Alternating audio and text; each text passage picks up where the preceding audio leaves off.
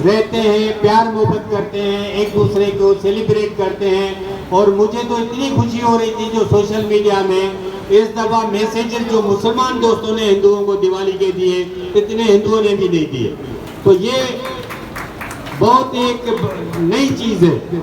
लेकिन सिंध में मैं प्राउड फील करता हूँ कि मैं सिंधी हूँ, मैं पाकिस्तानी हूँ, मैं शाह लतीफ की धरती का वारिस हूँ।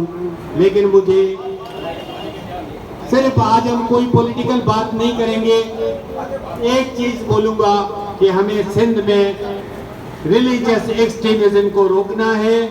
उसमें जो सिविल सोसाइटी ने रोल प्ले किया, अभी जो अमरकोट में वाकया हुआ डॉक्टर शाहनवाज का, ऐसे वाकये दोबारा नहीं होने चाहिए। इसमें तमाम सियासी पार्टियों को बढ़ चढ़ के हिस्सा लेना चाहिए।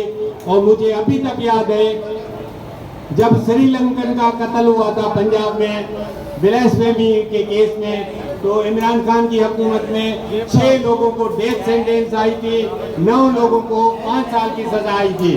तो हम सिंध गवर्नमेंट से उम्मीद करते हैं तो जो एक्स्ट्रा जुडिशियल किलिंग जिन्होंने भी की है डॉक्टर शाहनवाज की, कि उनको सजाएं दी जाए कि ऐसा मजहबी नफरत का वाकया कोई भी सिंध में या बल्कि पूरे पाकिस्तान में नहीं होना चाहिए। मैं थैंक यू वेरी मच।